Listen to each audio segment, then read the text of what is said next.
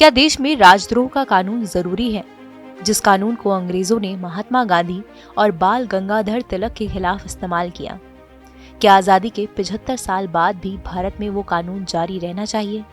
ये सवाल हम नहीं पूछ रहे। खुद भारत के चीफ जस्टिस एम.वी. रमन्ना ने एक याचिका पर सुनवाई करते हुए केंद्र सरकार से ये सवाल पूछा है, जिसके बाद पूरे देश में एक बार फिर 150 साल पुराने इस कानून पर बहस छिड़ गई है। क्या है राजद्रोह कानून या सेडिशन लॉ का विवाद? भारत में क्यों बार बार उठती है इस कानून को हटाने की मांग? सेडिशन लॉ कैसे वजूद में आया और क्यों अब तक जारी है? इन सारे सवालों का जवाब हम आपको नोटिस के इस वीडियो में देंगे। आप वीडियो के आखिर तक बने रहें हमारे साथ। सबसे पहले आपको बताते हैं कि क्या है राजद्रोह का कानून। सेडिशन लॉ यानी राजद्रोह के कानून को इंडियन पीनल कोड के सेक्शन 124A में डिफाइन किया गया है।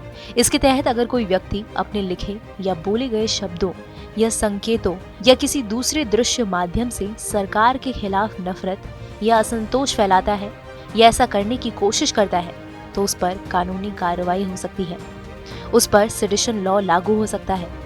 इसके अलावा अगर कोई शख्स देश विरोधी संगठन से अनजाने में भी किसी तरह का संबंध रखता है या उसका साथ देता है, तो उस पर राजद्रोह का मामला बन सकता है। सेडिशन एक ऐसा आरोप है जिसमें आपको जमानत नहीं मिल सकती है। इसमें 3 साल से लेकर उम्र कैद तक की सजा हो सकती है और इसके अलावा जुर्माना भी लग सकता है। इस कानून के तहत आरोपी की सरकारी नौकरी भी जा सकती है।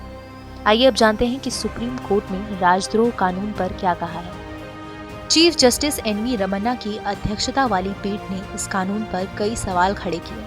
सुप्रीम कोर्ट ने कहा कि अंग्रेजों ने इस कानून का इस्तेमाल महात्मा गांधी और तिलक को चुप कराने के लिए किया था।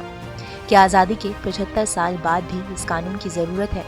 चीफ जस्टिस ने कहा कि ये कानून उस कारपेंटर की तरह है जिसे कोई सामान तैयार करने के लिए आरी दी जाती है, लेकिन इससे वो एक पेड़ काटने की बजाय पूरे जंगल को काटना शुरू कर देता है। मुख्य न्यायाधीश ने कहा कि उनकी चिंता कानून के दुरुपयोग को लेकर है। सरकार पहले ही कई गैर जरूरी कानूनों को खत्म कर चुकी है, लेकिन पता नहीं क्यों वो इस कानून को नहीं देख रही है।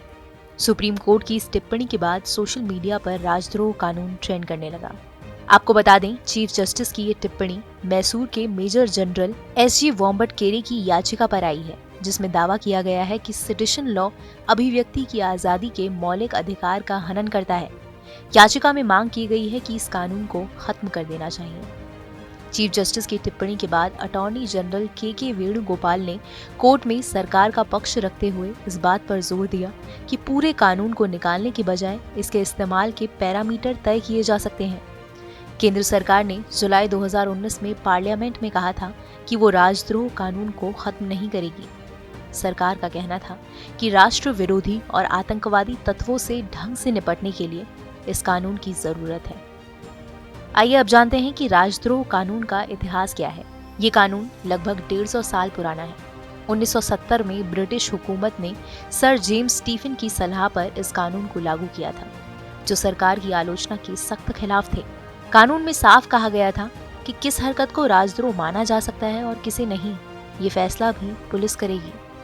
कानून के तहत पुलिस को बिना कारण बताए गिरफ्तारी और बिना सर्च वारंट के छापेमारी की इजाजत थी। अंग्रेजी हुकूमत के लिए ये कानून आजादी के आंदोलन को दबाने का हथियार था, जिसके खिलाफ आज आवाजें उठ रही हैं। जुलाई 1908 में जब बाल गंगाधर तिलक पर धारा 124A लगाई गई, तो जज ने कहा था कि असंतोष भड़काने की कोशिश करना भी राजद्रोह है। 1922 में महात्मा गांधी पर भी धारा 124A लगाई गई। उस वक्त उन्होंने जज के सामने कहा था कि मुझे पता है कि मैं आग से खेल रहा हूँ, फिर भी मैंने जोखिम लिया और मुझे छोड़ दिया जाता है तो मैं फिर वही करूँगा। उन्होंने ऐलान किया कि इस धारा के तहत उन पर मुकदमा चलाना उनके लिए सम्मान की बात है, क्योंकि इसके तहत देश के सबसे चहेते देशभक्तों पर मुकदमा चलाया गया है। आज़ादी के बाद जितनी भी सरकारें आईं, किसी ने ये कानून हटाने के बारे में नहीं सोचा। साल 2010 से 2014 की मनमोहन सिंह की सरकार में राजद्रोह के कुल 279 केस दर्ज हुए। वहीं 2014 से 2020 के बीच मोदी सरकार में यह आंकड़ा 519 पहुंच गया। इसमें 2 चीजें हैं।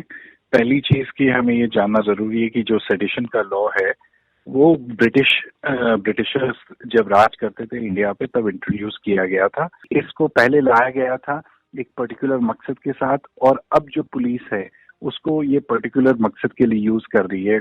खास तौर पे पॉलिटिकल डिसेंट या किसी भी तरह का क्रिटिसिज्म है उसको खत्म करने के लिए इस कानून का उपयोग किया जा रहा है। तो ऐसी परिस्थितियों में कि जहां सेडिशन लॉ है इसको बिल्कुल खत्म कर देना चाहिए।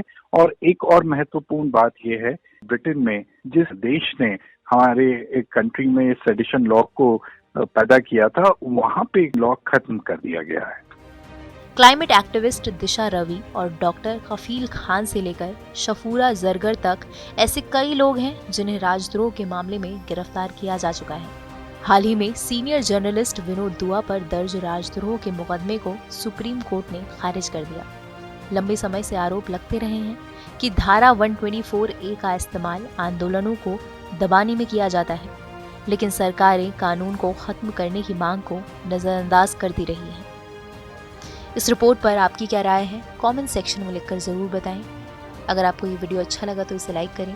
देश और दुनिया की तमाम मुश्किल खबरों को आसान भाषा में समझने के लिए सब्सक्राइब करें हमारा डिजिटल चैनल नो दिस।